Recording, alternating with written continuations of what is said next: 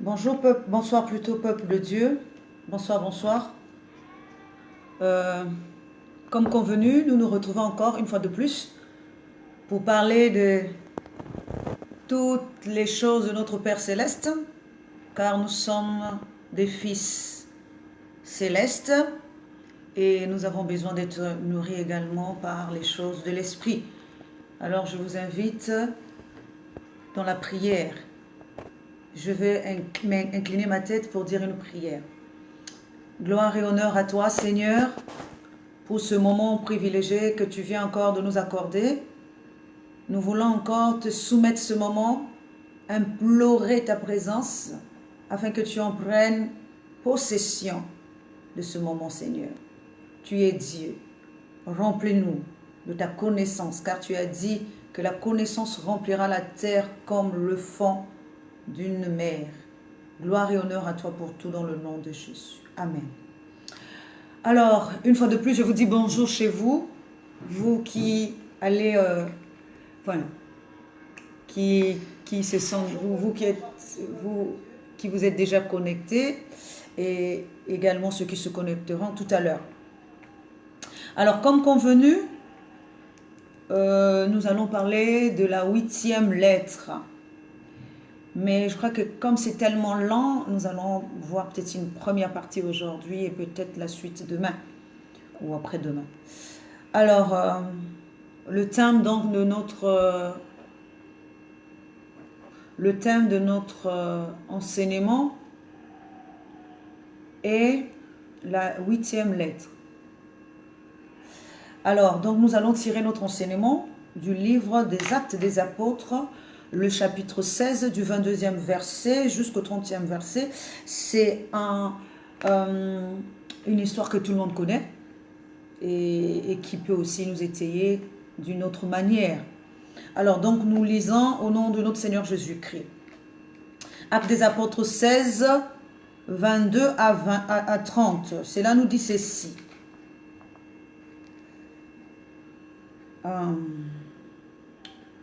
La foule se souleva aussi contre eux.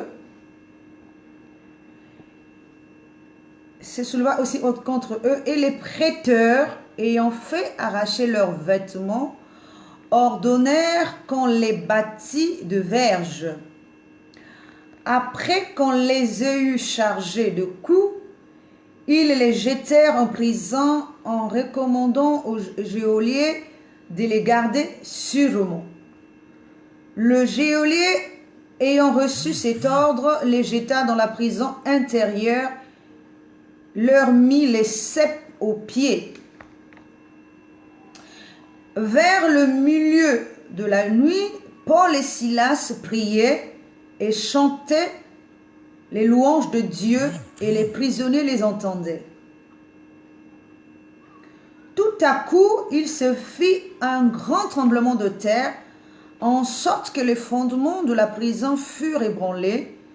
Au même instant, toutes les portes s'ouvrirent et les liens de tous les prisonniers furent rompus.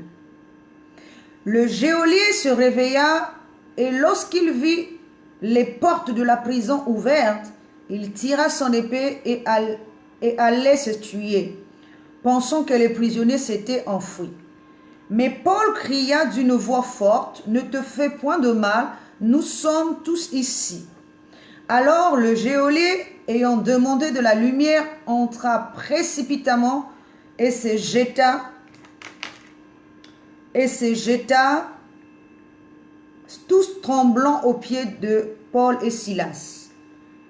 Et les fit sortir et dit, « Seigneur, que faut-il que je fasse pour être sauvé? » Alléluia. Alors, nous devons, pour comprendre ce que je veux dire,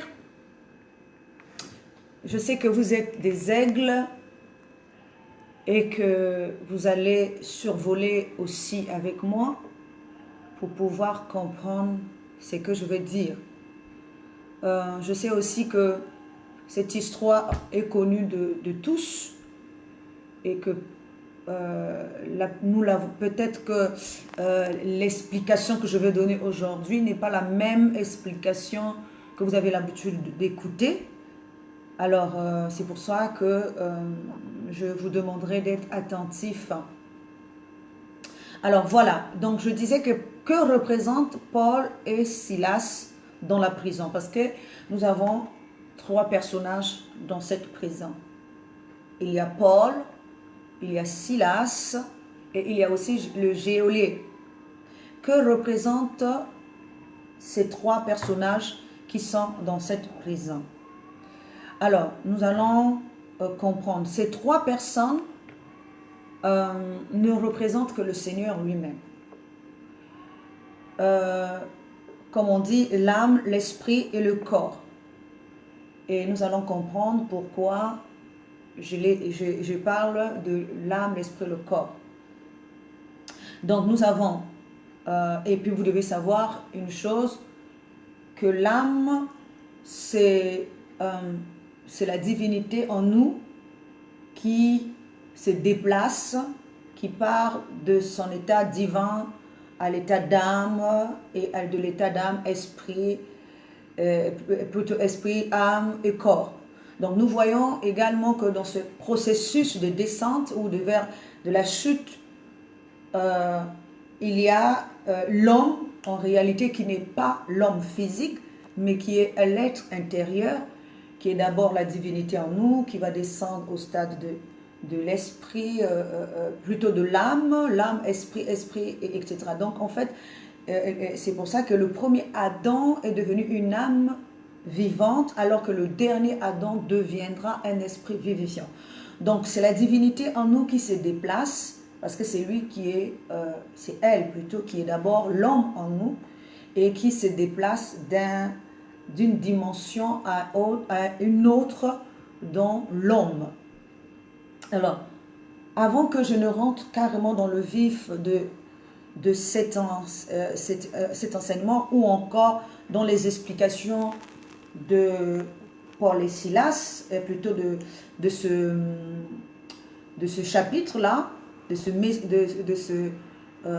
ce chapitre, nous allons comprendre un peu pourquoi je parle que Paul ici et Silas et le geôlier incarnent le Seigneur.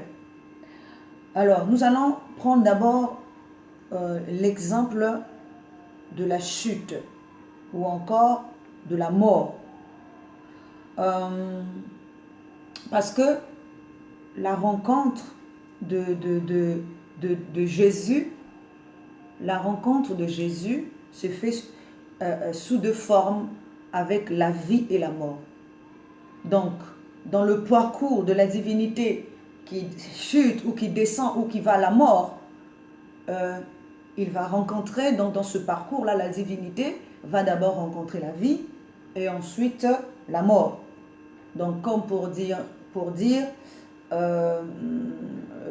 la mort ou le séjour de mort, parce que la vie dont on parle ici, ce n'est pas la véritable vie.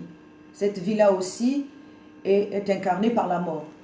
Je vais prendre encore un autre exemple, parce que lorsque l'homme naît, l'homme que nous sommes, lorsque nous naissons directement dans la mort. Pour nous, pour le corps, c'est la vie, mais pour l'esprit, c'est la mort.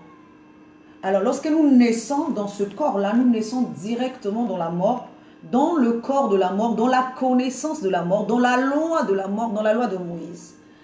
Donc, dans ce parcours-là, l'homme, esprit, rencontre d'abord la vie, donc la vie qui est le premier corps de la mort, et ensuite rencontrera le séjour de mort, là où il ira aussi séjourner. Nous allons comprendre un peu ce que je suis en train de dire. Je vais prendre l'exemple de Jacob. La parole de Dieu nous dit que Jacob, après avoir volé la bénédiction de son père, devra quitter la patrie paternelle pour aller vers la patrie maternelle. Quand je parle de patrie ici, il s'agit de l'esprit et le corps qui forment l'homme. Donc, ce qui est céleste et ce qui est terrestre. Avant, Parce que l'homme au départ était d'abord divin, donc dans la patrie paternelle. Il faut maintenant, quand il choisit de quitter la patrie paternelle pour aller vers la patrie maternelle, il va voler la bénédiction de son frère pour partir. Donc là, il s'agit donc du corps divin qui prend ce qui est de l'esprit, donc du côté esprit divin, et qui va vers maintenant la patrie maternelle. Alors la parole de Dieu nous dit, parce que nous savons qu'il y a en toute chose, il y a toujours deux sens, le corps et l'esprit. Donc concernant donc cette histoire, l'esprit ici c'est Ésaü et le corps divin c'est Jacob. Alors donc dans ce parcours, la parole de Dieu nous dit, lorsqu'il est en train de partir donc vers la patrie maternelle qui est incarnée en fait par le séjour de mort, il va d'abord arriver quelque part dans la vie. Alors vous allez me dire où? Et je vais vous répondre également, la vie ici, il s'agit de Bethel, là où Jacob va se reposer. La parole de Dieu nous dit que avant d'aller à la patrie maternelle, Jacob va trouver un lieu de repos. Et ce lieu-là, c'est à Bethel. Pendant qu'il cherchait son repos, il devait se coucher. Et en se couchant, il s'est couché sur une pierre. Et au cours de son sommeil, il a vu les anges. Excusez-moi. Il a vu les anges. Excusez-moi, j'ai un cheveu dans ma bouche. Alors, donc, il a vu les anges monter dans le ciel et descendre. Il n'a pas vu les anges qui étaient dans le ciel qui descendaient, mais il a vu les anges monter dans le ciel. Donc nous voyons que tout s'est passé ici du côté du bas pour monter vers le haut. Alors, ce qui représentait quoi? La parole de Dieu nous dit que Jacob va trouver une pierre pour se coucher. Il va poser sa tête sur cette pierre. Que représente cette action-là? De poser la tête. Que représente aussi la pierre? La pierre ici, c'est un corps. C'est l'église. Alors Jacob, dans sa chute ou dans sa descente vers la mort, rencontrera d'abord une pierre, l'église, sur laquelle il va poser tout son espoir, sur laquelle il va se reposer, sur laquelle il mettra son affection, on va dire, sur laquelle il déposera toute sa connaissance avant de continuer dans le séjour de mort. Parce que il est dans la chute, dans la quête d'un nouveau pays. Un pays qu'il ne connaissait pas. La patrie de sa mère. Alors, il va poser sa tête sur cette pierre. La parole de Dieu nous dit aussi, pour que vous puissiez comprendre, c'est que Jésus également fait le même parcours. Jésus également dans son parcours où il part d'en haut pour aller au séjour de mort, parce que c'est un parcours qu'il connaissait comment il va faire. Il va partir d'en haut, il va descendre sur la terre pour aller dans le séjour de mort. Et dans son parcours, avant d'arriver dans le séjour de mort, il va aussi rencontrer Pierre. Pierre, ici, c'est toujours l'église, le corps, le temple, un nouveau corps, le corps de la vie. Comme Jacob aussi a d'abord mis son sceau. Alors, il va mettre le sceau, lui également. Jésus mettra le sceau sur Pierre en disant, tu es Pierre, sur cette pierre, je bâtirai ma maison. Et il va aussi faire des promesses sur Pierre. Que le séjour de mort ne prévaudront, les portes du séjour de mort ne prévaudront jamais sur toi. Et je te donnerai les clés du royaume des cieux. Donc, nous voyons que il va placer, avant de partir, il va placer son espoir et sa confiance sur Pierre. Puisqu'il va dire encore à Pierre, Pierre, Satan vous a réclamé comme du froment, mais moi j'ai prié pour toi, de sorte que lorsque tu seras converti, que tu affermisses les autres. Donc nous voyons qu'il C'est comme s'il va mettre Pierre à la tête. Pourquoi? Ce qui veut dire que là, Jésus est en train de se reposer. Se reposer sur une pierre. C'est parce que, en temps normal, le Fils de l'homme n'avait pas un lieu de repos. Mais là, il avait trouvé un lieu de repos. Donc, un corps où se reposer. Un corps où il a placé son espoir et sa confiance. Alors, donc nous voyons que lorsque il arrive à Bethel, Jacob trouve une pierre. Ça, c'est la vie. Nous voyons également que lorsque Jésus arrive dans la vie, il va aussi rencontrer une pierre sur laquelle il posera son espoir. Mais sauf que lorsque on part dans le séjour de mort, on ne part pas avec le même corps. Le corps de la vie est un corps, le corps de la mort aussi est un corps. Parce que lorsque nous mourons, je prends un exemple dans le physique, lorsque nous mourons même dans ce corps-là physique, ce n'est pas ce corps physique qui ira avec nous dans le séjour de mort. C'est un corps de la mort, un corps spirituel, un corps de la mort. C'est comme si notre esprit est sorti de ce corps pour rentrer maintenant dans le corps de la mort. Mais le corps de la mort n'est pas le corps spirituel. Et plutôt n'est pas le corps de la vie. Donc nous voyons que dans sa course, dans sa démarche vers le séjour de mort, où le Seigneur est en train de partir, il va rencontrer Pierre, la première des choses, et il va placer son espoir. Et dans le cas de Jacob qui descend dans le séjour de mort, Jacob également va rencontrer maintenant un nouveau corps. Or, son corps dans le séjour de mort, c'est son oncle maternel, qui est représenté par Alban. Or, dans le cas de Jésus ici, le corps de mort que Jésus va rencontrer va être Paul. Parce que la parole de Dieu nous dit que Paul n'a pas connu Jésus de son vivant. Mais Paul va connaître Jésus une fois mort. Et Paul va connaître Jésus comment? Paul ici est représenté par le corps qui était d'abord mort et qui va rencontrer la lumière. Et nous voyons également dans le cas de Jacob, la parole de Dieu nous dit que Jacob, à un moment donné, doit aussi quitter la patrie maternelle pour aller vers la patrie paternelle. Donc, quitter encore Laban, donc le séjour de mort, où il était allé s'installer. Donc, cela s'appelle la résurrection maintenant. Et de la résurrection, il va quitter pour repartir. Mais sauf que dans sa démarche du réveil, on va dire, de la résurrection, dans cette démarche de la résurrection, Jacob, à son retour, va rencontrer à Péniel Dieu qui va le combattre. Et c'est dans son combat, ça c'est maintenant le retour vers la patrie, donc le retour vers la vie spirituelle maintenant, le retour vers la divinité. Jacob va rencontrer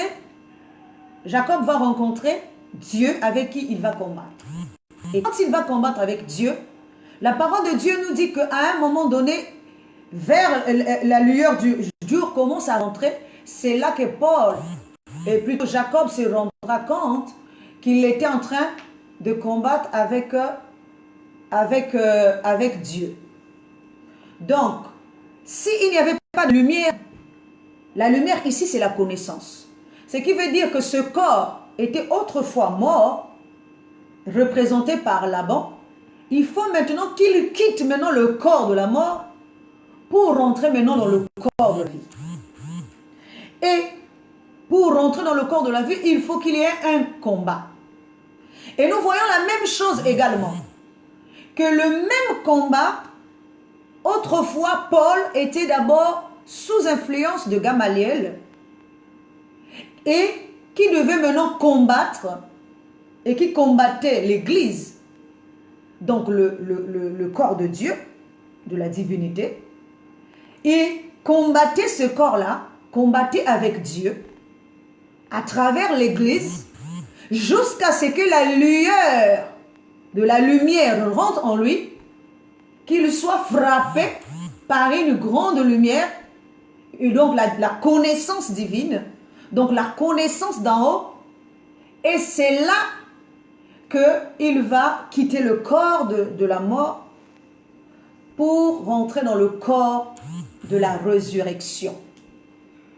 Parce qu'on ne peut pas rentrer dans la patrie paternelle étant dans le corps de la mort. Il faut rentrer dans le corps de la vie, et plutôt de la résurrection, donc de la vie, avant de rentrer dans la patrie paternelle. Et c'est la même histoire que nous sommes en train de simuler, l'histoire de Jacob qui descend vers la patrie maternelle, et le maître qu'il va rencontrer là-bas, c'est son oncle. Et pour le cas de Paul, c'est Gamaliel. Et dans le retour vers la patrie paternelle, Jacob combattra avec Dieu, et Paul aussi combattra avec Dieu, jusqu'à ce que les deux perçoivent la lumière. Et les deux aussi auront un changement de nom et de nature. L'un ne s'appellera plus Jacob mais Israël. Pour le cas de Paul, il ne s'appellera plus Saül, il s'appellera maintenant Paul. Donc, changement d'identité et changement de nature. Il est passé de fils de la mort à fils de la vie. Alors, donc nous voyons que nous sommes en train et ces sangs-là, les deux formes de la mort, nous devons savoir que l'homme meurt deux fois. L'homme meurt en esprit et l'homme meurt également dans son corps divin. Et pour comprendre ce que je vais dire, nous allons lire dans Jude, juste parce que c'est juste pour étayer notre lanterne. Dans Jude 12, il nous est dit, ce sont des écueils dans vos agapes, faisant impudemment bon cher, se repaissant eux-mêmes. Ce sont des nuées sans eau, poussés par les vents, des arbres d'automne sans fruits, deux fois morts déracinés. Donc là, nous sommes en train de parler de quelque chose qui est mort deux fois. Donc dans l'esprit et dans le corps. Or, mourir deux fois ici, ça veut dire que nous sommes morts d'abord en esprit et nous sommes morts dans le corps. Notre corps spirituel et notre esprit. Maintenant, nous avons compris que Paul ici incarne donc le corps de mort ou de la mort de Jésus. Ce n'est plus le corps de la vie, mais le corps de la mort de Jésus. Le corps de la vie que Jésus avait autrefois, l'a laissé pour aller dans le corps de la mort. Parce que lorsque nous mourons, ce corps-là est comme pris par la vie pour que nous continuions. Parce que la vie, quand j'ai dit tantôt, ce n'est pas la vie dans le sens où nous comprenons la vie. Ici, c'est la mort. Alors, nous allons prendre toujours un autre exemple, d'une autre image. Toujours de Jésus qui descend vers le séjour de mort, ou de Jacob qui descend vers le séjour de mort. Là, nous prenons cet exemple dans le cas de Samson, pour que nous puissions voir qu'il y a deux morts, qui sont aussi les deux consciences. Nous voyons ici que Samson également va quitter sa terre natale pour aller dans le pays de Philistins, à Timna. Et Samson va rencontrer d'abord une femme qu'il va épouser une première fois. La première femme fille de Philistin qu'il va épouser. Et la parole de Dieu nous parle qu'il va proposer une énigme et par la suite, sa femme le pressera et il lui expliquera le sens de cette énigme. Et là, à la fin, on va prendre cette femme et on va donner à quelqu'un d'autre. Et dans la deuxième dans le deuxième temps, ou le deuxième volet, ou la deuxième forme, c'est toujours le processus de la mort vers le séjour de mort. La mort ici, c'est celle qu'on nous croyons être vie, alors que ce n'est pas vraiment la vie. Et le séjour de mort, c'est la terre, les profondeurs, les entrailles de la terre où l'homme va se retrouver à la fin. Alors donc nous voyons ici que pour la deuxième fois, Samson va prendre encore une deuxième femme de fille de Philistin. Delilah, c'est une histoire connue et qui l'emmènera à la mort. Donc ce qui veut dire qu'il est d'abord passé par le corps de la vie représenté par sa première épouse et ensuite il ira dans le séjour de mort avec un corps de mort qui est représenté par Delilah qui l'emmènera à la mort. Donc, nous voyons également que de la manière que Samson va faire ce parcours-là, de partir de la vie, pourquoi on lui a pris la femme? Parce que la femme-là devient comme un vêtement, un corps qu'on va lui prendre par la vie. Parce qu'il était juste de passage. Il n'était pas dans la vie là définitivement. Et ce corps-là est récupéré pour donner toujours à l'ancienne connaissance. Parce que elle a épousé la connaissance d'en haut ou la divinité que pour un temps. Et comme la divinité devait continuer jusque dans le séjour des morts, alors ce corps-là lui a été enlevé. Comme Jésus, quand on lui enlève, quand il va mourir, c'est-à-dire on va lui enlever le corps de la vie pour lui donner maintenant le corps de la mort, qui va l'accompagner maintenant dans le séjour de mort. Alors donc nous voyons ici que lorsqu'il arrive là-bas, il ne peut pas être dans le même corps. Donc, il est dans le corps, c'est comme je l'ai dit, pour Jésus, dans le cas de Jésus, il est dans le corps de Paul. Et nous allons toujours continuer à avancer pour que vous puissiez comprendre pourquoi je parle de Paul. Alors, quand je vous ai parlé de Jude ici, pourquoi je vous ai pris l'exemple de Jude? Parce qu'il s'agit de corps célestes. La parole de Dieu nous dit que ce sont des gloires de Dieu. Et toutes ces gloires qui descendent qui chutent, sont comme des nuées vides, qui n'ont rien. Des écueils, des nuées qui n'ont pas d'eau, ça veut dire sans connaissance, qui ont perdu quelque chose. Alors, donc c'est pour ça qu'ils sont en train de chuter, parce qu'ils ne sont plus lourds, ils sont devenus légers, et cela les emporte vers le bas. C'est comme un peu la loi de la pesanteur. Donc, lorsqu'on jette quelque chose en haut, c'est là attiré par la terre. Parce que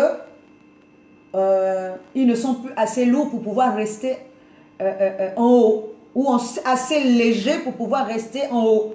Ils sont devenus lourds, mais pas lourds dans le bon sens. Lourds pas en esprit, mais lourds dans la chair, afin que la chair puisse les tracter vers la terre.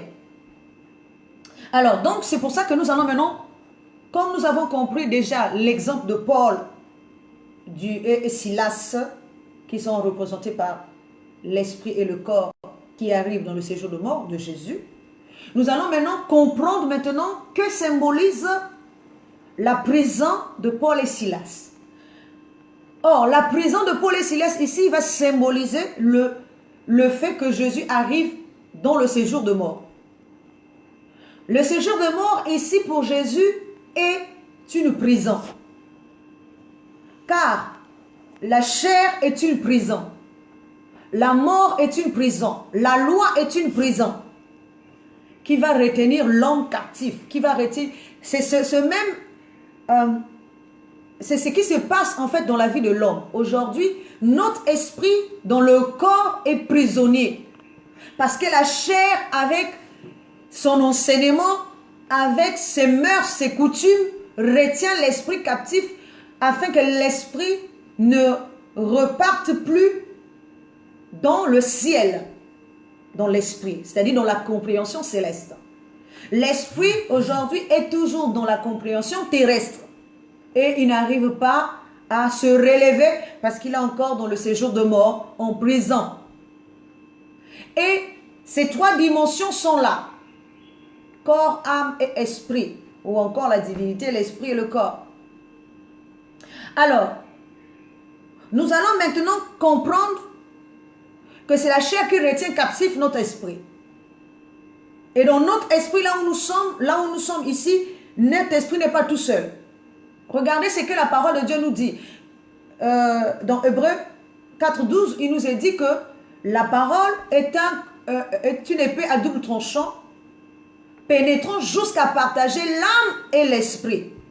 Jointure, moelle et jointure. Donc, ce qui veut dire que deux choses entremêlées ensemble, qu'il faudrait séparer, qu'il faudrait dégager, donc sortir l'un dans l'autre, comme si l'un est dans l'autre. Jointure, moelle et jointure, ou encore âme et esprit. Donc, ces deux choses arrivant dans le séjour de mort, il faut maintenant qu'on puisse les séparer. Alors, nous allons maintenant comprendre comment c'est le séjour de Jésus dans la mort. Parce que, je l'ai dit tantôt, Paul n'a pas rencontré Jésus de son vivant. Paul a rencontré Jésus dans sa mort, après la mort de Jésus. Paul a rencontré Jésus comme une lumière. Et donc, cette lumière incarne la délivrance. C'est de cela que nous sommes en train de parler ici. Et nous allons continuer pour arriver à notre 8e lettre. Donc, la parole de Dieu nous dit qu'il a fallu d'abord qu'on leur retire les vêtements. Parce que pour détruire l'esprit, il faut d'abord lui prendre le corps, son corps spirituel. Si on leur enlève l'esprit, c'est ce qui s'est passé aussi à Jésus. Donc, il faut lui enlever la tunique. Si on lui enlève ce corps-là, il ne sera plus dans le bon corps. Il sera dans le corps, il sera nu. Et dans la nudité, on peut l'habiller avec n'importe quel habit.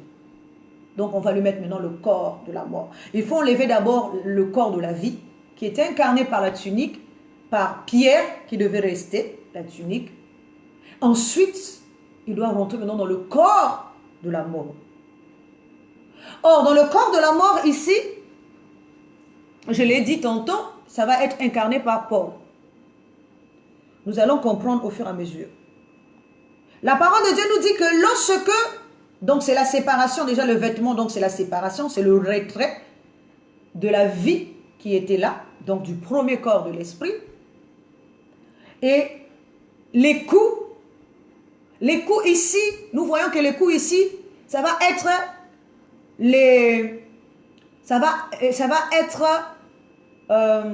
comment on dit ça? Ça va être les fléaux, donc les enseignements qui vont s'abattre sur cet esprit pour pouvoir l'anéantir.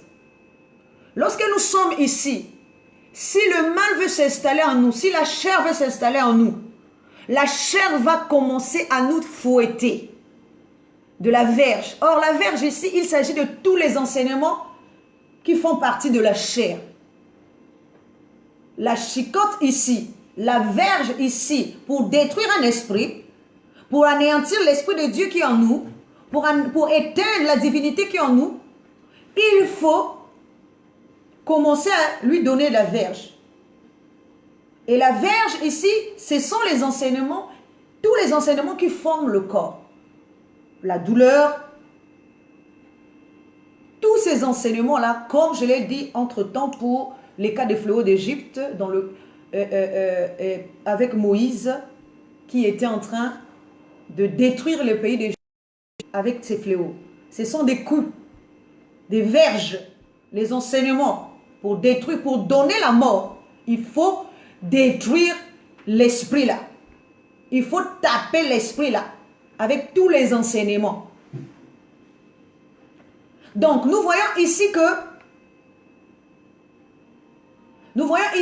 qu'ils ont donné les coups pour détruire l'esprit,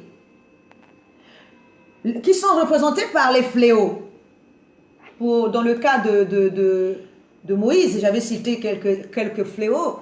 J'avais dit changer l'homme, donc la terre qui était changée en boue, ou encore détruire la sémence qui était incarnée par les arbres, les premiers-nés d'Égypte, qui étaient aussi incarnés par les animaux, qui étaient aussi incarnés par les fils d'Égypte. Il fallait détruire la sémence déjà. Ça veut dire la première connaissance de ce corps-là. La connaissance de l'esprit. Il faut détruire la connaissance de l'esprit. On détruit la connaissance de l'esprit en faisant quoi? En offrant ce qui est extérieur. En présentant ce qui est extérieur. Afin que l'homme ne regarde plus ce qui est intérieur, que l'homme commence à chercher maintenant ce qui est extérieur. Que l'homme ne voit et ne jure plus que par ce qui est extérieur. Alléluia. Donc nous voyons qu'ils vont recevoir des coups, on leur prend leurs vêtements, et ils reçoivent les coups, qui sont les fléaux, pour détruire leur premier enseignement. Et ensuite, il faut leur imposer leur loi. Ah. Alors, nous allons voir quelle est cette loi. Parce qu'il faut les emmener en prison, c'est-à-dire leur faire revêtir l'image terrestre maintenant. Or, l'image terrestre, c'est les chaînes qu'ils vont leur mettre. Parce que lorsque nous sommes attachés à la chair, nous devenons esclaves de la chair. Car nous devenons esclaves de ce qui a triomphé de nous. C'est ce que dit la parole. Nous devenons esclaves de la chair. Nous devenons esclaves de ce qui a triomphé de nous. Et nous devenons enfants aussi de cette même chair. Nous devenons enfants. Nous naissons maintenant dans la mort. Nous naissons maintenant dans cette connaissance. Nous naissons maintenant dans ce corps-là. C'est pour ça que cela est représenté par les chaînes qui sont mises à leurs pieds comme les cèpes. Nous savons que le cèpe, c'est ce qui est enfoui sur la terre. Donc, lorsque le cèpe, c'est l'arbre, la partie qui est enfouie sur la terre. Et leur pied maintenant appartient à la terre. Donc, leur connaissance même fait partie maintenant, devient maintenant la connaissance terrestre. Parce qu'ils sont maintenant enracinés dans la terre. Ayant été enchaînés, ensevelis, on va dire, avec la terre. Devenant maintenant fils de la terre. Et non fils céleste, fils de l'esprit. Fils de la chair. La parole de Dieu nous dit qu'ils l'ont mis dans une prison, qu'ils les ont mis dans une prison intérieure. Ce n'est pas une prison extérieure. Là, nous sommes toujours en train de parler de l'esprit. Donc, si nous parlons de l'esprit, donc c'est que la prison de l'esprit n'est pas extérieure, mais intérieure. Sinon, on allait dire juste prison. Mais ils ont dit que... Donc, c'est comme s'il y avait deux sortes de prisons. La prison extérieure et la prison intérieure. Donc, lorsque l'esprit ne peut pas aller à l'extérieur parce qu'il n'est pas quelqu'un de l'extérieur. L'esprit reste à l'intérieur parce qu'il est quelqu'un de l'intérieur. Donc, même s'il va en prison, il est en prison extérieure. Et non en prison, plutôt intérieure. Et non en prison extérieure. Parce que celui qui va en prison extérieure, c'est le corps. Mais l'esprit, lui, va en prison à l'intérieur. Nous voyons ici ils ont mis les pieds, ils ont mis les cèpes aux pieds. Donc, comme si leur pied est devenu des cèpes. C'est-à-dire enfouis dans la terre. Enracinés maintenant dans cette connaissance de la mort. Pour être, je ne parle pas d'une mort physique. Hein. Je suis en train de parler de la connaissance de la mort, de la connaissance, de la loi de Moïse, de la connaissance terrestre, de l'image terrestre que l'homme porte actuellement, que l'homme a oublié. L'homme a oublié qu'il est d'abord divin. Il a oublié toute sa divinité pour porter l'image terrestre et pour être enraciné dans le séjour de mort, comme il est aujourd'hui. La parole de Dieu nous dit que vers le minuit de la nuit, Paul et Silas priaient et chantaient les louanges de Dieu et les prisonniers les entendaient. C'est là que ça m'intéresse maintenant. Nous voyons qu'après que l'esprit ait été emprisonné, enraciné, même dans l'image terrestre, à un moment donné, il a fallu maintenant que l'esprit, l'âme et l'esprit commencent à chanter, commencent à adorer. Mais l'adoration et la prière dont je parle ici, il ne s'agit pas de prier dans le sens physique ou de louer dans le sens physique. Ici, je suis en train de parler d'un message. Le message qui est représenté par une louange. Le message que les prisonniers vont entendre. Ce message-là représente la 8e lettre. Ce message-là, c'est le message que Jésus est allé délivrer dans le séjour de mort. La parole de Dieu nous dit que Jésus est allé jusqu'au séjour de mort pour aller porter une bonne nouvelle, pour aller prêcher aux morts. Ce n'est pas des morts physiques, c'est tous ceux qui ont été ensevelis dans l'enseignement terrestre, dans la compréhension terrestre, dans la loi de Moïse. Jusqu'aujourd'hui, nous sommes toujours dans cette loi et nous sommes toujours dans cette compréhension et nous sommes toujours ensevelis. Il a fallu que Jésus, ici incarné par Paul et Silas, donc dans le corps et l'âme de l'esprit. Or, la différence ici, c'est que Jésus qui est dans le séjour de mort n'est pas un esprit mort. C'est ça la différence.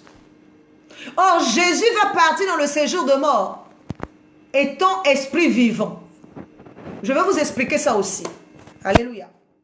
Jésus ne part pas dans le mort en tant qu'un esprit mort, mais Jésus part dans la mort en tant qu'esprit vivant. Celui qui porte aussi un message. Il est la lettre écrite des mains de Dieu. Sachons-le que ici il y a un message, c'est qu'il y a aussi un porteur de message. S'il y a un corps, il y a aussi l'esprit qui habite dans ce corps-là. Or, le corps n'est que porteur du message. Le message, c'est l'esprit. Dans le cas de Paul et Silas ici, Paul est l'esprit qui porte le message. Alors que Silas est le corps. Lorsque Jésus arrive dans le séjour de mort, il n'arrive pas dans le séjour de mort. C'est-à-dire, il est incapable de s'exprimer. Non. Il arrive dans le séjour de mort avec toute sa conscience. Donc, il est capable de prêcher. Or, ce qu'il prêche ici, ce qu'il est en train de faire entendre aux prisonniers ici, ce n'est pas une louange dans le sens de chanter, c'est une louange dans le sens d'apporter un message. Un message qui va porter la vie à tous les prisonniers qui sont dans la prison, donc tous ceux qui sont morts. Qui incarne le corps du joaillier? Le corps de l'éternité. Le corps qui est prisonnier en nous. Le corps de l'éternité est toujours aussi en nous, est toujours aussi dans l'homme. Mais aujourd'hui, ce corps-là est prisonnier parce que lorsque nous avons quitté l'éternité, le corps de l'éternité est aussi tombé. Il faudrait que nous relevons le corps de l'éternité pour que nous repartons à l'éternité. Or, le joaillier qui est le chef de la prison, là, comme Joseph qui était devenu chef chez Pharaon, qui gouverne, parce qu'en réalité, comme je vous ai souvent dit, c'est la divinité qui chute. Et la divinité qui chute ici, c'est le corps de l'éternité là, qui est aussi enseveli dans le séjour de mort. Je vous ai dit que lorsque Jacob était à Bethel, il ne voyait pas les anges descendre du ciel vers le bas, mais il voyait les anges du ciel partir du bas vers le haut. Je vous ai aussi dit, dernièrement, dans mon enseignement sur la terre, que les oiseaux du ciel, pourtant ils sont du ciel, hein, mais on les a confiés à la terre pour pouvoir les couver, pour pouvoir les nourrir, pour pouvoir leur donner la vie, jusqu'à ce qu'ils soient matures pour pouvoir s'envoler. Donc tout se passe d'abord au niveau de la terre avant d'arriver dans le ciel. Nous voyons ici que Paul et Silas sont en train de... Donc là, on nous explique la vie de Jésus maintenant dans le séjour de mort. Comment Jésus va aller délivrer les morts, les captifs qui sont dans le séjour de mort. La parole de Dieu nous dit que Paul et Silas portent un message. Et le message ici, c'est la louange qu'ils sont en train de prier, plutôt d'offrir à Dieu. Or, la louange qu'on offre à Dieu ici, ce sont les paroles de vie, ce qui est agréable à Dieu. L'esprit de la vérité, la connaissance de la vérité est un louange. La connaissance de la vérité est un refrain. La connaissance de la vérité est une chanson. La connaissance de la vérité est un message qu'il faut délivrer. Est une louange plutôt qu'il faut offrir à l'homme. La connaissance de la vérité. C'est la louange qu'il faut offrir. Il est dit que pendant que Paul et Silas étaient en train de chanter, les autres prisonniers les entendaient. C'est quand la parole est en train de se répandre. Quand l'odeur de la parole se répand au milieu des ossements. Comme Ézéchiel qui est en train de faire revivre tous les ossements desséchés. Tout ce qui est en prison là est retenu captif. Il faut leur donner les nerfs, la vie, un corps. Mais pendant qu'ils chantent, la parole de Dieu nous dit encore une chose très importante. Qu'il est minuit. Donc minuit ici, ce sont les 12 coups. Le minuit là. Donc lorsque on atteint les 12 heures. Minuit c'est 12. Les 12 étapes, le dernier niveau de l'homme. Lorsque il arrive minuit, la parole de Dieu nous dit qu'il y a un tremblement de terre, en sorte que les fondements de la prison furent ébranlés. Or, le fondement de la prison ici, je vous ai dit qu'il ne s'agit pas d'une prison physique. Ici, nous sommes en train de parler de la chair, de la terre. Pour que la terre libère, pour que la chair libère, il faut qu'il y ait un message puissant, un message qui ébranlera la terre. C'est pour ça que la parole de Dieu nous dit, vous connaîtrez la vérité et la vérité vous affranchira. La vérité ici, c'est la connaissance de la lumière. Et cette lumière ébranle les fondements de la terre. Cette lumière ébranle les fondements de la chair. Cette lumière ébranle toute la loi de Moïse. Et toute cette maison va s'écrouler. C'est les portes de toutes les maisons. Quand on parle des portes ici, il s'agit de tous les accès qui étaient fermés.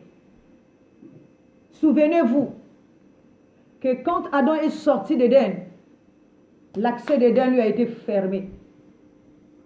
Et il y a plusieurs accès comme ça qui sont fermés. La parole de Dieu nous dit, et pour ouvrir cela, il a fallu que la colombe descende. La colombe descende sur Jésus et le ciel fut ouvert. On a vu la colombe descendre. Nous savons également qu'Élie a fermé le ciel pendant 3 ans. Et au bout de la 3e année, il a ouvert le ciel. Donc ce sont des portes des cieux. Les portes qui ont été fermées là, pour que l'homme ne sorte plus de sa prison, pour que l'homme soit prisonnier de la chair, pour que l'homme soit prisonnier de cet entendement-là, de ce corps-là. C'est ça qui nous retient prisonniers captifs de cette compréhension terrestre, de cette compréhension. Mais la parole de Dieu nous dit que Paul et que Jésus, s'il est parti prêcher aux morts, c'est qu'il n'était pas mort. Parce qu'un mort ne prêche pas aux morts. C'est un esprit qui est vivant qui prêche. Il prêche quoi? Il prêche l'enseignement qu'il a apporté. Et donc, pour apporter l'enseignement, donc il faut un prophète et un message. Il faut toujours un prophète et un message. Le prophète, c'est le corps. Et le message, c'est l'esprit. Comme pour Moïse, il fallait une loi et des prophètes. Moïse est la loi, donc l'esprit, et les prophètes sont les corps, tous les corps qui portent le même message. Dans les diverses manières. Donc nous voyons ici que le message, les messages qui retenaient captifs les prisonniers ou encore les morts dans le séjour de mort, c'était les 7 premiers messages. Cela incarnait la mort. Mais le 8e message est le message de la résurrection. Parce qu'il nous a dit que Dieu s'est reposé le 7e jour. Or, son repos là est où? Dieu ne dort pas. Dieu n'est pas physique pour pouvoir dormir. S'il dort ou s'il se repose, c'est qu'il a mis son repos sur un corps. Et le corps, nous l'avons donné l'exemple du pierre. Ou plutôt de Pierre. Ou de la pierre où Jacob est parti se reposer. Mais là encore, c'est pour ça que nous voyons que la Bible nous parle de 2 repos. Le repos du 7e jour et le repos du 8e jour. Parce que si Dieu s'était bien reposé dans le 7e jour, il n'y aurait pas eu question du 8e jour. Il y a 2 repos dans la Bible. Le 7e jour et le 8e jour. Donc Dieu ne s'est pas reposé dans le 7e jour. Les 7 premiers messages qui sont incarnés par la loi de Moïse. Les 7 têtes, les 7 couronnes, les 7 esprits, les 7 chandeliers. N'a pas apporté les 7 messages, n'a pas apporté la vie à l'Église. Nous voyons cela également lorsque la parole de Dieu nous parle dans Apocalypse, que il y a eu 7 messages à 7 différentes églises, donc les 7 corps là. 7 messages à 7 églises. Chacune avait un message particulier. Mais le 8e message n'est pas encore arrivé. Ce message, nous parlerons de ça demain. Le 8e message. Parce qu'aujourd'hui, nous sommes dans le 7e message. Nous avons reçu les 7 messages. Et nous sommes en train de rentrer dans le 8e message. Le message de la délivrance, le message qui incarne la louange, c'est-à-dire un parfum de bonne odeur, et qui va libérer l'homme de sa captivité. Parce que jusqu'à présent, l'homme n'a pas encore changé. Depuis que homme est homme, il est toujours dans le même état. Il est toujours celui qui incarne la chair. Il n'y a pas encore de vie véritable en lui. Il est toujours dans le séjour de mort. Et dans ce corps, tant que nous sommes dans ce corps-là, nous sommes toujours dans le séjour de mort. Il nous faut un corps spirituel. Et ce corps spirituel va naître comment? C'est le même corps aujourd'hui qui nous retient prisonniers. C'est ce même corps-là qui sera transformé en corps spirituel. La conversion. C'est pour ça que Jésus disait à Pierre, Pierre, tu es pierre, sur cette pierre je bâtirai ma maison. Satan vous a réclamé comme du froment, moi j'ai prié pour toi. Lorsque tu seras converti, tu affermiras les autres. Il faut la conversion de ce corps-là. Parce que ce corps-là est d'abord le corps de la mort. Il faut maintenant le convertir pour qu'il devienne le corps de la vie. Mais pour que ce corps va passer du corps de la mort à la vie véritable, il faut qu'on aille prêcher ces membres qui sont dans le séjour de mort. Et c'est pour ça que lorsque Paul et Silas sont sortis, pourquoi les portes? Parce que les portes ici, dans ce cas-là, il y a 7 portes, donc 7 messages. Pour sortir de l'enchaînement du corps, il faut que tu comprennes les 7 messages du corps. Si tu ne comprends pas les 7 messages du corps, tu ne peux pas avoir le 8e message, la 8e lettre.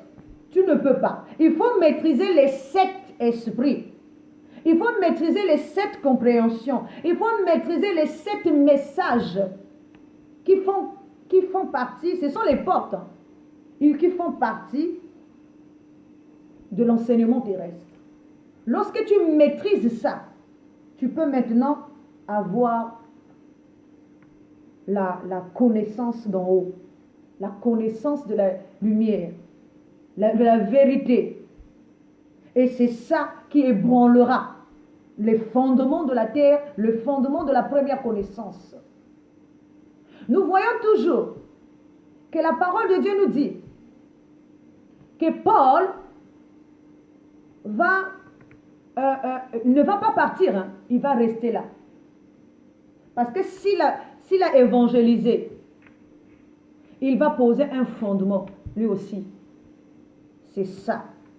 S'il a évangélisé, parce que la louange a été le message évangélique, il faut maintenant qu'il pose un fondement. Le fondement ici, c'est maintenant que le geôlier puisse les voir. Parce que le geôlier, lorsqu'il a vu que toutes les portes de prison, toutes les portes de la prison sont ouvertes, il s'est dit qu'ils sont partis. Mais ils n'étaient pas partis, ils étaient là. Et Paul a dit, ne te fais pas du mal, nous sommes là. Oui, parce que le but était de convertir le geôlier, qui représente le corps de l'éternité, le corps de l'épouse. Parce que c'est le corps de l'épouse qui est puissante, ou puissant. Le corps de la résurrection.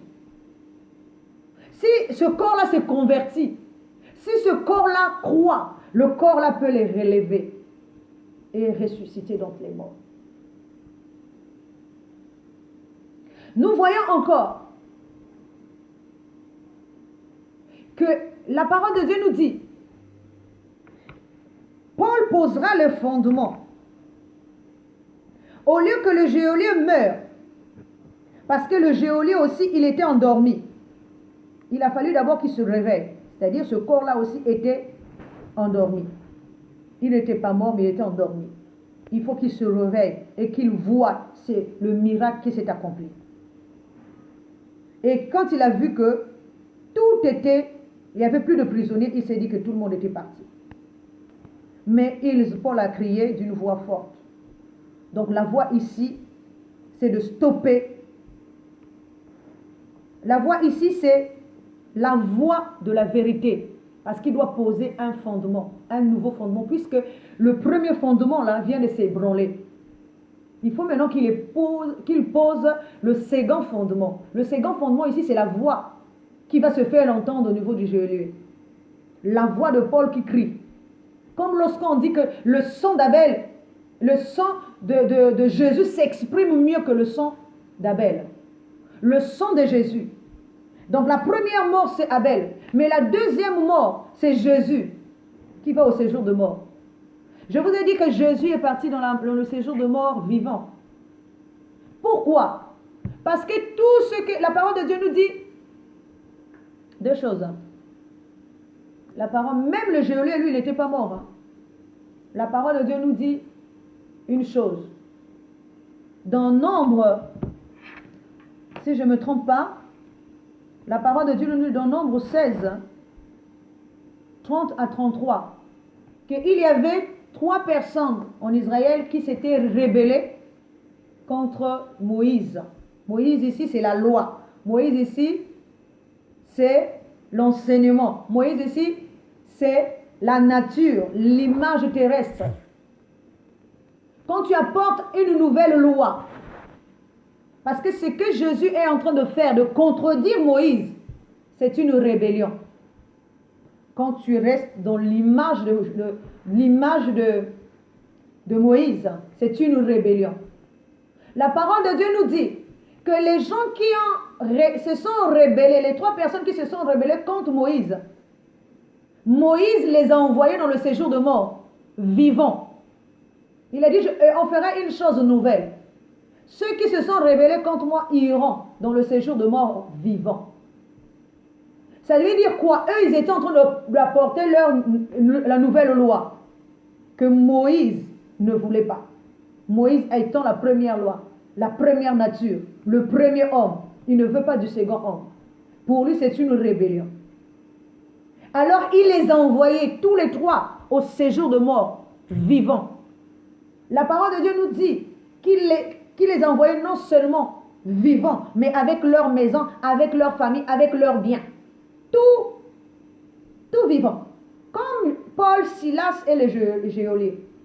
Ils se sont retrouvés dans le séjour de mort, dans la prison. Il faut maintenant sortir. C'est ça en fait l'erreur que Moïse avait faite, ou avait fait. Moïse a fait une erreur, c'est d'envoyer Jésus vivant dans le séjour de mort. Parce que c'est dans le séjour de mort que Jésus est allé prêcher aux morts, pour pouvoir ressusciter le corps de l'éternité qui était là-bas, qui avait chuté, pour que ce corps ressuscite donc les morts. Parce qu'il ne peut pas se réveiller donc les morts s'il ne va pas dans le ciel, s'il ne ressuscite pas d'abord les morts. Alléluia. Nous comprenons ici que cela devient l'affranchissement. Or, si nous sommes affranchis, nous sommes libres. Nous ne sommes plus esclaves de quoi que ce soit ni de qui que ce soit. Parce que nous avons triomphé du monde. Nous avons triomphé de l'esprit du monde. Nous avons triomphé de la connaissance terrestre. Nous avons triomphé de la loi de Moïse. Nous avons tout accompli. C'est que Jésus dit, il a tout accompli. Parce que pour accomplir, il a dit, j'ai achevé l'œuvre que tu m'as donné de faire. L'œuvre que Dieu lui a donné de faire, c'était de rétablir l'autel de Dieu. C'était de reconstituer l'homme de Dieu, le corps spirituel. C'était de reconstituer ce corps-là. De rétablir, parce que ce corps était dispersé. Alléluia. Car Jésus a vaincu la mort. Cela nous explique maintenant la résurrection de la mort. Plutôt de la résurrection de Jésus. Si la terre ou encore le séjour de mort ne peut plus retenir Jésus, c'est que le séjour de mort est ébranlé depuis sa fondation. C'est que les portes du séjour de mort se sont ouvertes. Et que les portes du séjour de mort ne peuvent plus prévoir. Il est dit à Pierre que les portes du séjour de mort ne prévaudront plus sur toi. Donc ils ne peuvent plus prévoir sur ce corps-là. Parce que ce corps est un corps vivant, ressuscité. Les portes se sont ouvertes par la louange, parce qu'il a porté un parfum de bonne odeur, parce qu'il a porté un message qui a été lu en public. Il est porteur et en même temps le messager. Donc ce qui veut dire que le corps, là où il est parti dans le séjour de mort, ce n'est pas le même corps qu'il avait dans la vie. Nous avançons. Nous allons comprendre encore.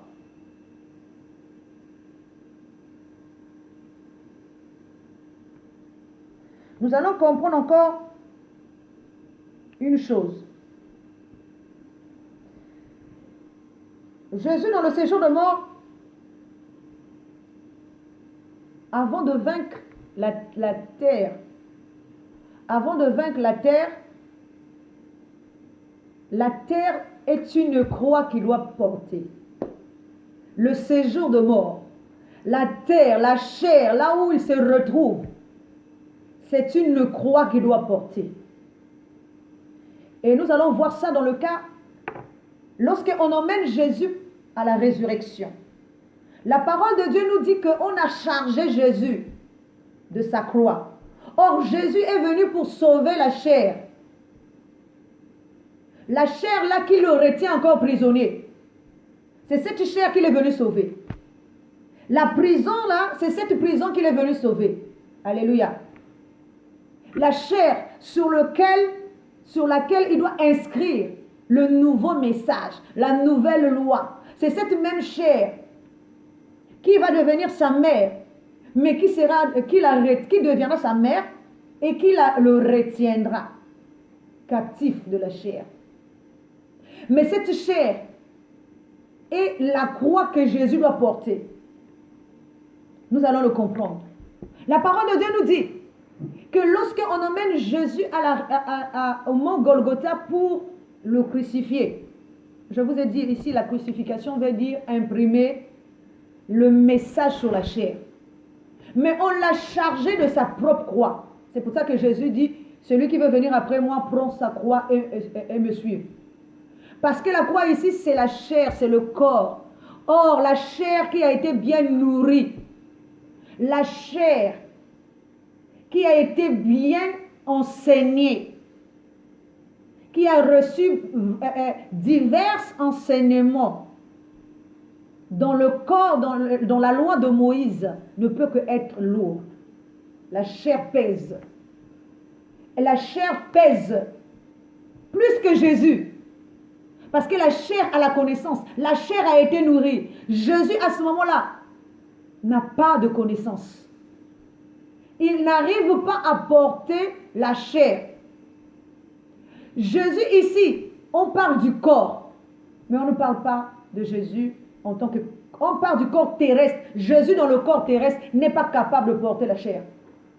Prenons cet exemple si c'est physique. Encore. Jésus, omniscient, omnipotent, omniprésent, en tant que Dieu vivant, comment peut-il être incapable de porter sa propre croix? Et il a fallu qu'on demande à quelqu'un d'autre de venir l'aider. Que représente ce quelqu'un qui est venu l'aider là? C'est là notre histoire. Lorsque Jésus est en prison, celui qui viendra l'aider, parce que Jésus qui est en prison là, c'est Paul et Silas, le corps terrestre et l'esprit. Mais il faut raviver le corps spirituel, le corps de la divinité, afin de donner un coup de main. Parce que pourquoi Paul et Silas ne sont pas partis avec les autres? Parce que bien que tout le monde est sorti de prison, mais ils ne sont pas partis. Parce que celui qui peut les emmener à l'élévation, c'est le geôlier, le corps spirituel. C'est pour ça que Jésus, portant sa croix sur la route de Mont Golgotha, n'arrive plus. Parce que le corps, à un moment donné, doit s'arrêter. Il est incapable, le corps terrestre est incapable de supporter le poids de la chair. La chair est trop lourde pour lui. La chair est remplie de connaissances terrestres. Qui a cet niveau, cet âge, cette compréhension. La chair détruit le corps qui n'est pas solide. La chair détruit le corps qui n'est pas solide, qui n'est pas formé. Alors, Jésus, la parole de Dieu nous dit qu'à un moment donné sur sa route, Simon de Cyrène va apparaître de nulle part et viendra aider Jésus. Si nous voyons que cela est spirituel, plutôt terrestre, Jésus qui est omniscient, omnipotent, ne pouvait pas être incapable de porter sa croix. Parce qu'il est Dieu.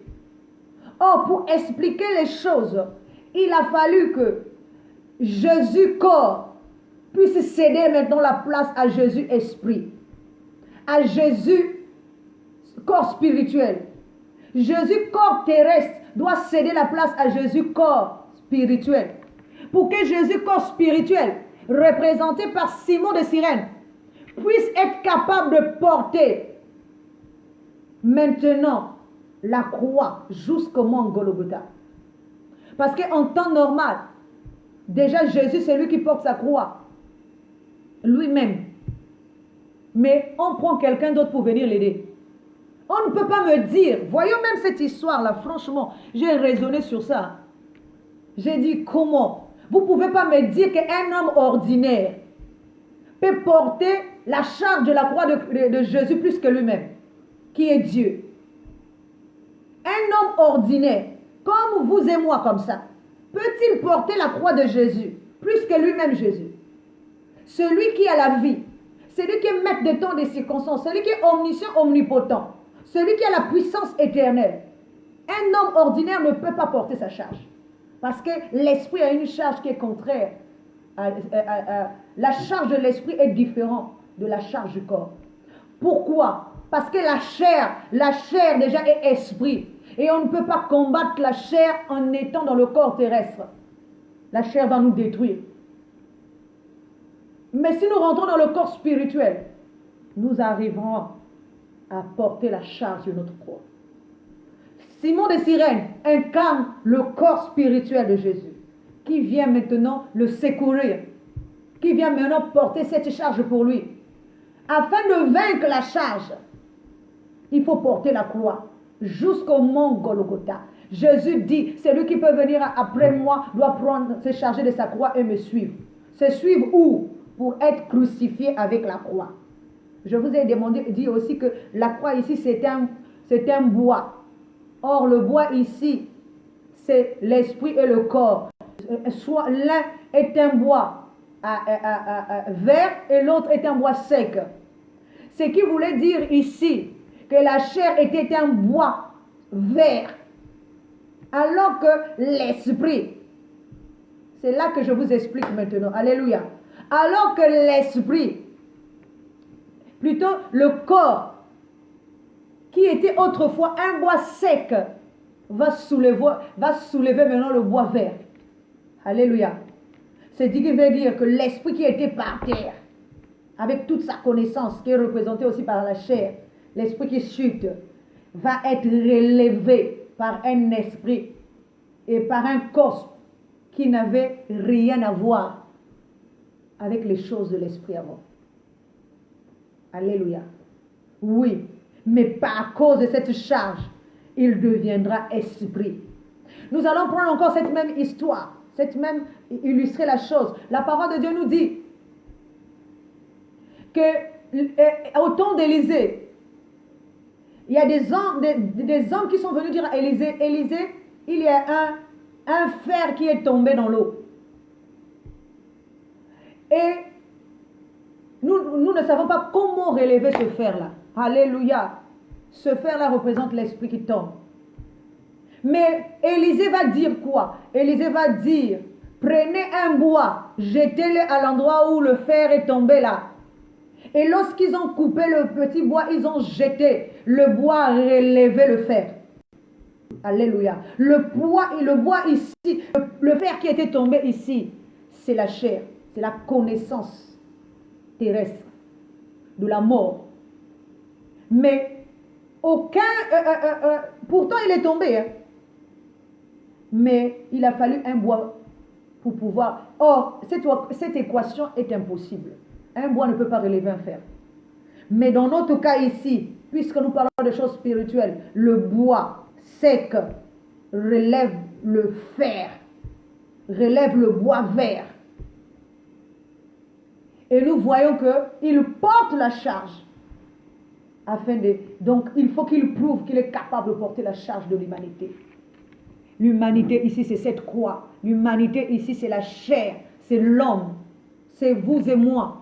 L'humanité, la croix de toute l'humanité, de l'image terrestre, ce poids-là, il le porte lui. Et il n'est plus dans son... Donc il va partir du corps terrestre au corps de l'esprit, au corps spirituel, pour avoir la force. Or, le corps spirituel devient un bois léger qui portera la croix. Mais on ne peut pas porter la croix sans un nouveau enseignement. Pour porter l'humanité, il faut un enseignement. Et l'enseignement ici, là, c'est l'enseignement de la croix. Ça aussi, c'est un enseignement. Ça aussi, c'est une lettre qu'il faut lire. Hein. C'est une compréhension qu'il faut comprendre. C'est cette image-là qui emmène l'homme à se convertir. L'image de la chair, on part de la chair à l'esprit, du corps terrestre au corps spirituel. C'est un enseignement. C'est le 8e message. C'est la 8e lettre. Parce que c'est cette lettre-là. Avant qu'on l'imprime, il faut d'abord le lire. Aïe, aïe, aïe, aïe. Nous sommes en train d'arriver.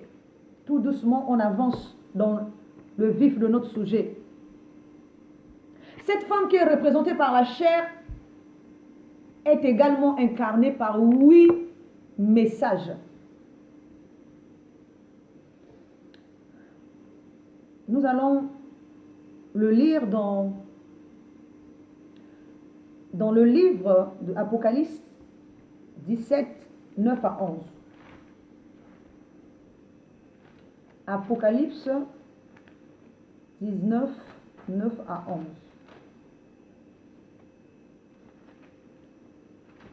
Cela nous dit ceci. C'est ici l'intelligence qui a la sagesse. Les 7 têtes sont 7 montagnes sur lesquelles la femme est assise. Ce sont aussi 7 rois. 5 sont tombés, un existe. L'autre n'est pas venu, il doit rester peu de temps. Il doit rester peu de temps. Et la bête qui était et qui n'est plus, et elle-même un 8e roi, et elle est du nombre de 7, et il y a de la perdition. Alléluia. Compliqué les choses de Dieu. Regardez cette parole, nous dit d'abord, c'est ici l'intelligence qui a de la sagesse. Aïe, aïe, aïe, aïe. Ça veut dire que notre esprit doit avoir de l'intelligence qui a de la sagesse. Si notre esprit n'a pas de l'intelligence qui a de la sagesse, on ne peut pas comprendre ces choses-là. L'intelligence qui a de la sagesse. C'est ici l'intelligence qui a de la sagesse. Parce qu'on peut avoir de l'intelligence sans sagesse. Mais là, la parole de Dieu nous dit l'intelligence qui a de la sagesse.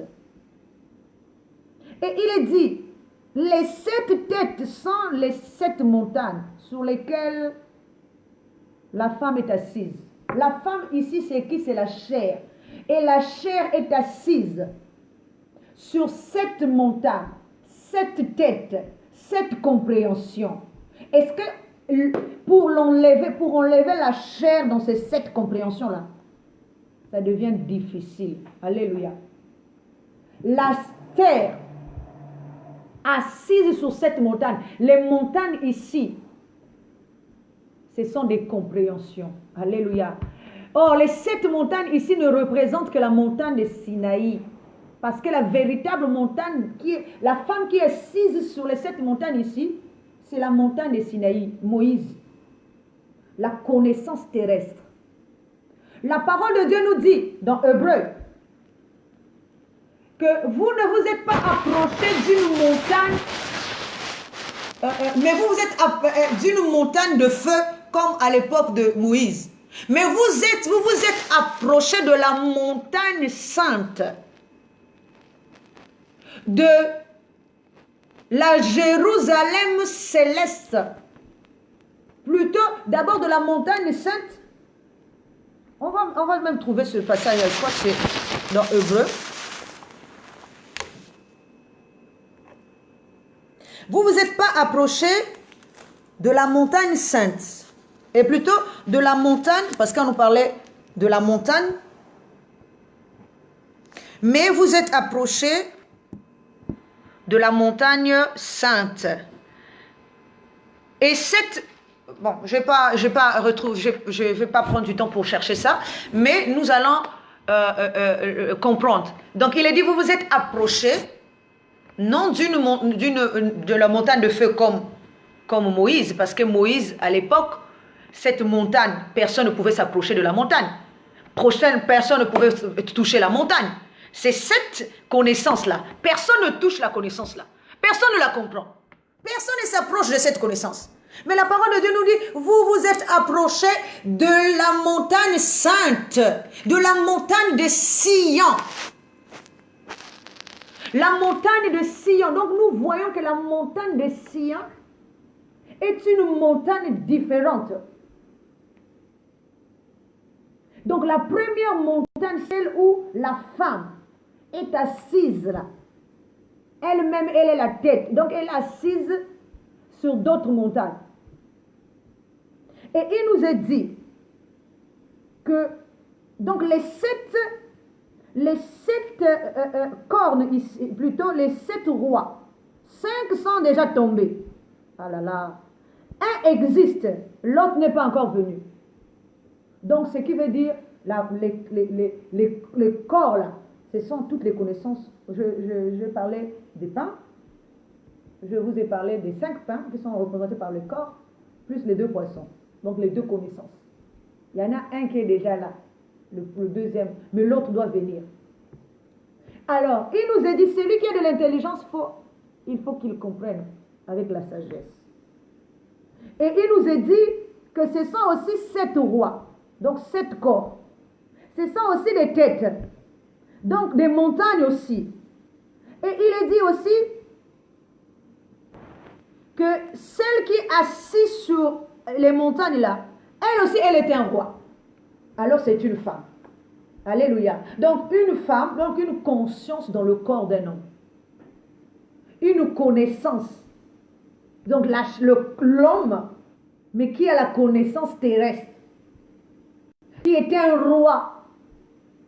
Et qui règne sur les autres connaissances d'elle-même. Elle, vous voyez ici, on nous dit c'est un 8e roi. Aïe, aïe, aïe. Donc, elle est dans un corps de... Une conscience féminine dans le corps masculin. Elle est un roi. C'est pour ça que je vous ai souvent dit ici que Jésus, par contre, alléluia, il est un corps, une conscience masculine, mais dans un corps féminin. Or, notre première conscience ici est une conscience féminine dans un corps masculin. Et Jésus, lui, il est une conscience masculine dans un corps féminin. Parce que c'est le corps qui doit enfanter.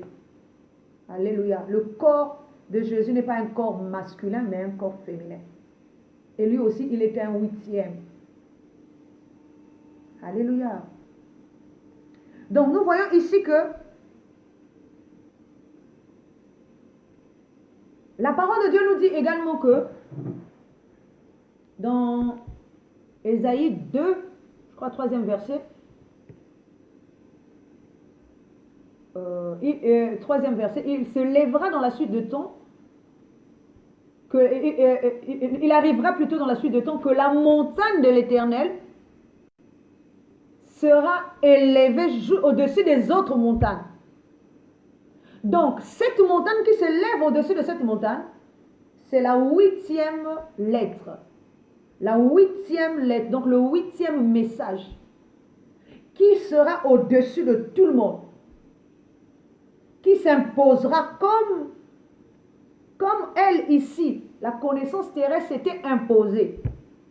Elle aussi, elle s'imposera et sera à la tête de ses frères. Alléluia. Je pense que ici, nous allons maintenant normalement rentrer dans le vif de notre sujet, qui est la 8e lettre. Je voulais parler de plusieurs catégories. C'est quoi cette lettre? Qui l'a écrite? Comment elle est lue? Parce que pour comprendre la 8e lettre, il faut que nous comprenions d'abord les 7 autres lettres. Et pour clôturer aujourd'hui, parce que nous allons prendre juste une partie de la 8e lettre. Et le reste, nous ferons demain. La 8e lettre. Nous allons comprendre que c'est quoi d'abord ces lettres-là? Les lettres ici, sont des messages dont 7 est déjà lu et le 8e, c'est le 8e qui fera trembler la terre pour libérer tous les esprits de la captivité. Cette lettre-là, la 8e, est la lettre de l'épouse, donc le message de l'épouse. Nous allons le voir calmement demain, parce que demain nous allons rentrer dans le vif de ce message-là, la lettre de l'épouse. Nous allons comprendre également que Paul, comment j'ai dit que Jésus a parlé à ressusciter les disciples. Oui, et plutôt à ressusciter les morts, à parler aux morts et aller jusqu'au séjour de mort pour parler aux morts. Nous connaissons également que Paul, c'est celui qui fera un grand travail plus que les autres. Parce que Paul, c'est celui qui va écrire cette lettre aux églises. Nous allons le comprendre. Paul va écrire cette lettre aux églises. Et chacun portera un message. Et un message particulier pour chaque église. Nous allons voir toutes les églises parce que c'est là que nous allons nous arrêter pour aujourd'hui. Demain, nous continuerons pour la suite. Paul écrira à l'église de Rome un message particulier. Paul écrira à l'église de Corinthe, mais 2 lettres. Pourquoi Corinthe prend 2 lettres? Parce que Corinthe, c'est l'esprit qui a déjà une conscience. C'est le corps qui a une conscience. Donc si on écrit au corps, on écrit aussi à l'esprit. Paul écrira. Donc nous avons Corinthe, nous avons Rome, Corinthe, nous avons Galates, nous avons Éphèse, nous avons Colosse, nous avons les Philippiens, nous avons aussi les Thessaloniciens. Nous avons 2 lettres aussi aux Thessaloniciens. Or, si nous prenons les 7 lettres, et ce sont 7, en tout, nous allons avoir 9 lettres écrites par Paul. Les 9 lettres sont représentées par 7 corps plus 2 esprits. Donc, 7 corps plus 2 esprits. 2 esprits. De la même manière que Paul écrira encore individuellement aux dimensions de l'homme, c'est-à-dire les consciences qui sont représentées par Timothée, Philémon et Tite. En tout, nous allons avoir 10 corps dont Paul maîtrise, 10 niveaux dont Paul maîtrise, sinon 12. Paul maîtrise 12 niveaux de l'homme, 10 selon le corps, et donc nous avons ici là les 7 corps pour 2 esprits. Nous avons aussi 3 dimensions. Ça fait partie des tresses de Salomon qu'il faut dénouer. Tout ce que je suis en train de vous dire. C'est ça le dénouement des tresses de Salomon. Alléluia, qui font partie des 7 tresses de Salomon. Mais il y a beaucoup de choses à dire sur le dénouement des 7 tresses. Parce que chaque tresse incarne. Mais nous verrons ça aussi dans le dénouement des 7 tresses de Salomon, de Samson plutôt. Pas Salomon, mais Samson. Les 7 tresses. Comment on a tressé les tresses de Samson? Comment et avec quoi on les a tressées? Que représentent ces tresses? Quels sont les nœuds, le nombre de nœuds que forment ces tresses-là? Tout ça nous verrons. Mais nous verrons dans un futur peut-être lointain ou proche, mais pour le moment, nous allons finir parce que ça fait partie de cet enseignement-là aussi. Mais je fais juste un extrait de cet enseignement. Nous voyons ici que Paul écrira à cette église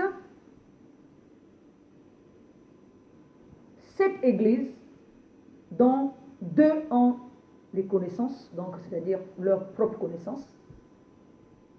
Et Paul écrira aussi individuellement, donc aux consciences, dans les corps des consciences, Timothée, Tite et Philémon. Ce qui lui fait en total 12 lettres que Paul va écrire. Et nous allons avoir une sorte de résumé de tout ça dans le livre de Hébreux. La parole de Dieu nous dit qu'après, dans le livre de Hébreux, il y va avoir plusieurs, c'est-à-dire le résumé, ce qui deviendra comme un 8e message, qui était un résumé de tout. Voilà pour aujourd'hui. Demain, nous continuerons sur les messages. Quels sont les messages précis de ces lettres-là? Nous verrons quels sont les messages précis de ces lettres. Mais que le Seigneur vous bénisse pour aujourd'hui, parce que sinon c'est trop long.